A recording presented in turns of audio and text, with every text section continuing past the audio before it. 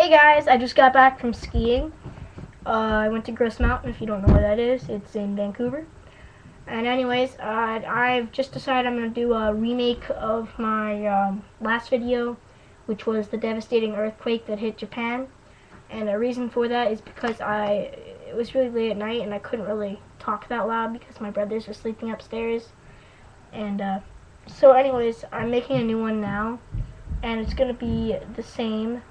So yeah, devastating earthquake hit Japan, 0.9 with a tsunami right after that. And yeah, so that was pretty bad.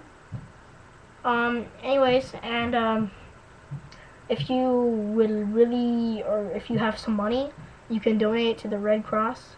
You can find that link. This is a legit website, by the way. You can find that link on my channel, or I might put it in the description. But anyways, it was very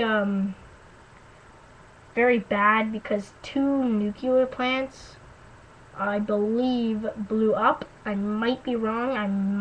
It might only be one. I kind of forget.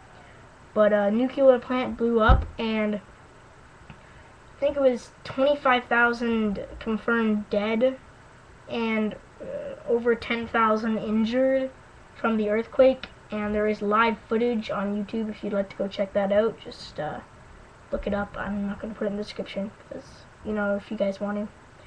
But there's also something I want to talk to you about is scams.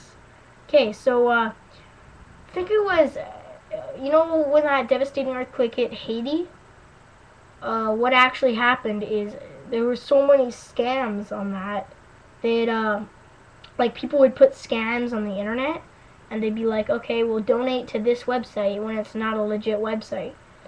So I have found one really actual legit website, so if you'd like to donate, please don't donate to any other site unless I confirm it so I know if it's legit or not.